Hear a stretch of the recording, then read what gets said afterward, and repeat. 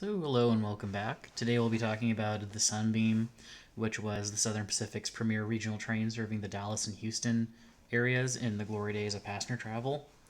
And just got to make the quick reminder that due to the intricacies of Texas state law, the Southern Pacific was forced to operate through subsidiaries in Texas, and the one we'll be specifically talking about today is the Texas and New Orleans Railroad, which operated in the eastern parts of Texas, and also formed the subsidiary that fully connected to New Orleans. And we'll be going over, a brief history of the Sunbeam, which was the Southern Pacific's Texas daylight. And this is going to be a little bit of the outline that we're going over today. The construction of the Southern Pacific in Texas, the early trains that ran the route, and then the Sunbeam and other trains, and then eventually into the food service and decline. And thing. This is going to be, we're going into just more than just the Sunbeam because unfortunately there's just not a lot of history with some of these trains as we start getting into other parts of the country, or at least just specifically this route. And there's not like a more northern route to talk about when it comes to the Southern Pacific, because they went east at this point in their system, so north was not as big of a problem, or not as big of a opportunity or thing for them. And I've already talked about the Sunset Limited in a separate video, so yeah, we're gonna be talking about this.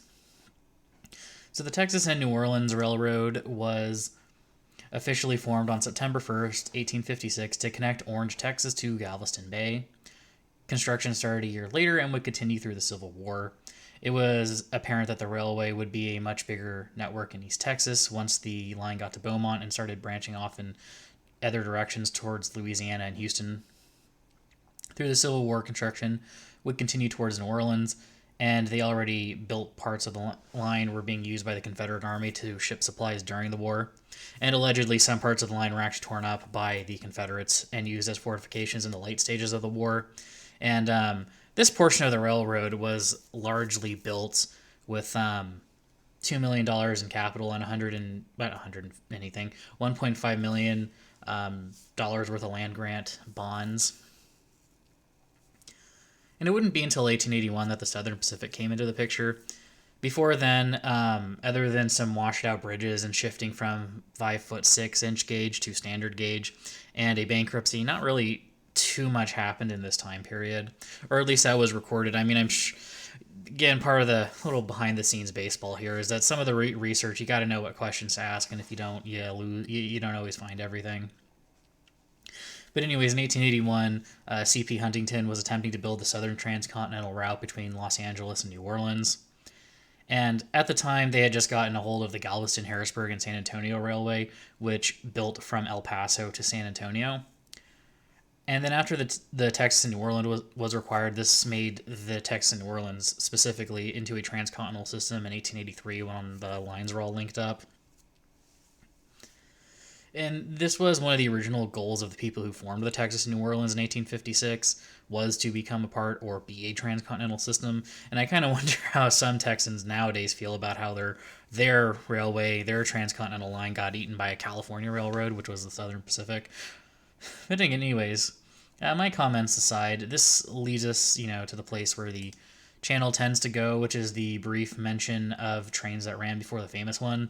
Like with every other route, I'm not entirely sure when trains started running. All I know for sure is that the connection between Houston and Dallas was completed in 1903, and that is likely when service began. What I do know is that by the time the Sunbeam launched, there were two other trains on the route called the Central Express and the Owl, and from the 1936 SP system timetable, it seems like the Central Express was the older train that ran the route and was bumped to secondary status after the launch of the Sunbeam, and was eventually replaced more than likely by the Hustler when it was launched later on. And from what I can tell, the Texas and New Orleans and the Burlington and Rock Island were the main routes between Dallas and Houston. The Santa Fe had a connection, and I'm not entirely sure, but the Missouri Pacific might have as well. I haven't really done the whole research yet. But it seems to me that the Texas and New Orleans and the Burlington Rock Island were the big players in this market. And I know this says heavyweighter, and it is the Sunbeam. Yeah, the Sunbeam was by this point not a heavyweight thing. It's a placeholder picture. I don't really have Finding heavyweight pictures are hard in general, and instead of just reusing one of the old SP commute trains from San Francisco, I just pulled this one in and just threw it in as a placeholder. So yes, I know it's not a heavyweight train. Well, the baggage car is heavyweight, but the rest of it I don't think is.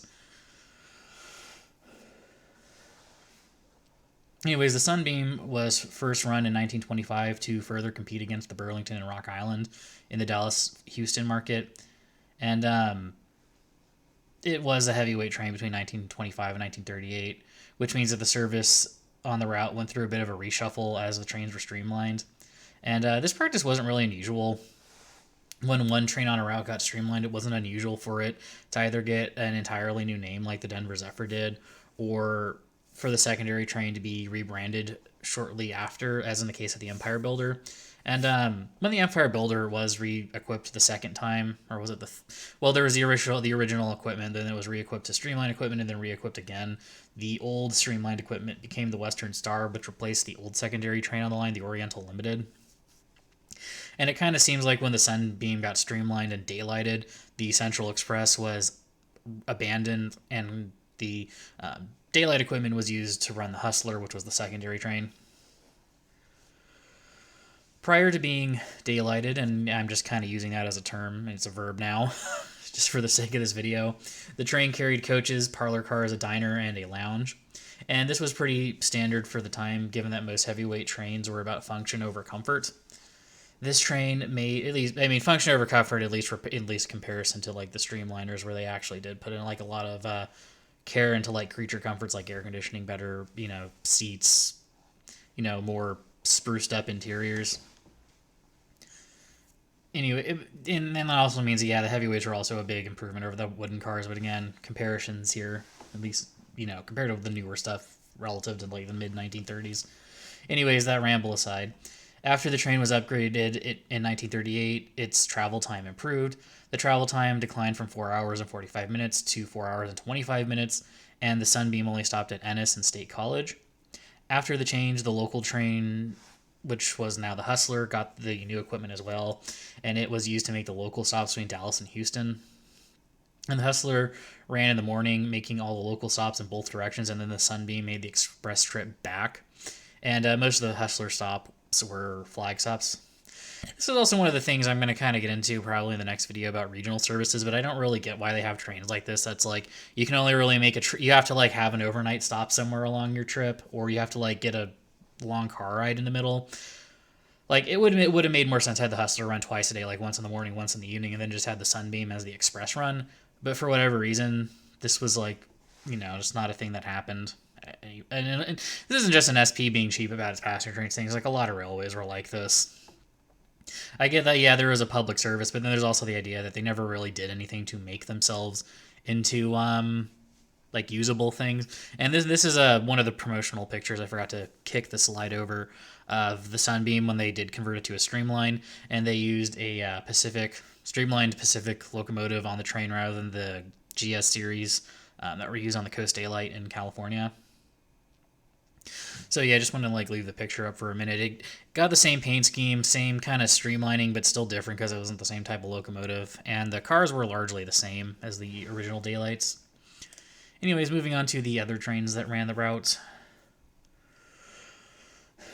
The next major one was the Owl, which was the overnight train between the two cities, and much like its western cousin in between LA and Oakland, it was an overnight train.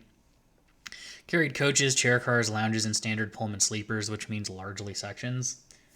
And beyond sharing a name, it and its western sibling were also secondary trains that suffered the same fate of being canceled at some point. And it's also a time where I have to make the point of coach and chair car, as far as the SP were concerned, were different.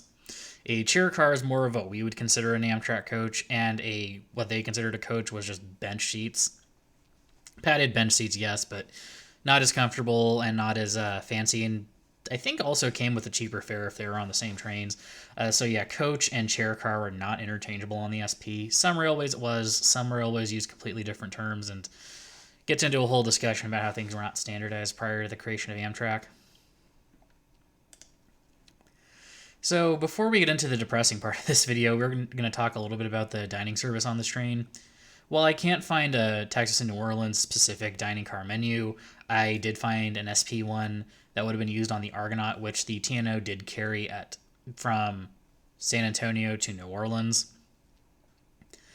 And this is the secondary train to the Sunset Limited. And based on the menu from 1930, the dinner menu has 5 entree selections, which include steak, fish, braised beef, fried chicken, and a casserole, which also comes with choices of vegetables, soup, and the Southern Pacific's famous salad bowl. And while the Southern Pacific wasn't known for having the highest class of food service compared to like the UP and the Santa Fe, it was still, putting on a respectable service at its height.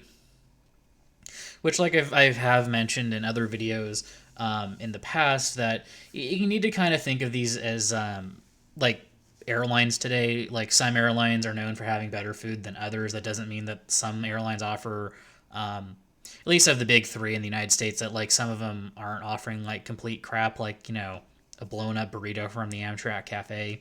They still do all offered reasonably good food, just some were better than others. And at the height of the SP, it was more like what Amtrak offers in traditional dining, kind of like the Rock Island. A little bit better, but because of the era, but it wasn't. It wasn't like the pinnacle of service like the Santa Fe would offer. Like the white glove, service of Fred Harvey that even like lowly trains like the Texas Chief got. Anyways, as time went on, because now we're getting into the depressing part of this video, the trains were modernized. The 462 Pacific locomotives were replaced with EMD and Alco diesel locomotives. Trains along this route also had a relatively short life compared to other routes on the SP. The Hustler, which were trains 15 and 16, were canceled in 1954, and the Sunbeam schedule was adjusted. It left Houston's Grand Central Station in the morning and returned in the afternoon, which only required one set of equipment to run. And this was the state of the Sunbeam for a little over a year before the train was canceled altogether. And I'm not entirely sure when the Owl was canceled, but given that it was an overnight train using heavy weight equipment, I'm guessing it was probably canceled first, along with the Hustler. And not many people cared to write about that or put it on the internet, for that matter. One thing I will note is that the Owl was on the SP schedule from the 1930s. It was thing that I was on it in the schedule. Sorry, I'm not going to edit out the jumbles, but anyways, something that I noticed in the SP schedule was that it did carry cars from the Colorado and Southern to points, traveling away from Houston. And I mentioned in the Texas Zephyr video that there weren't through cars to points south of Dallas through the Colorado and Southern. And given that it was a Burlington subsidiary, the Burlington and Rock Island is also a Burlington subsidiary. I don't really know why the through sleeper or through cars would go through on the SP's overnight trains instead of the Burlington and Rock Island. But either way, at least in the 30s, there were 2 trains between Fort Worth and Denver, according to the SP system timetable, 1 in the morning and 1 in the evening. And the overnight train carried a through car. The SP's overnight train, the Owl, carried a through car from Dallas to Houston, which was a thing that was also, I will say, throwing some of the sources I've used under the bus. Some of them also mentioned that there was not a continued car through to Houston, even though there was. Again, people miss stuff. It's one of those things. You got to know what questions to ask Google for it to yield the results that you want. So anyways, I'm going to leave that here. And hope you did enjoy. There is a Discord now. Thank you for watching. And thank you for the liking, sharing, subscribing, the commenting, and all that other fun stuff. And I hope to see you in the next one.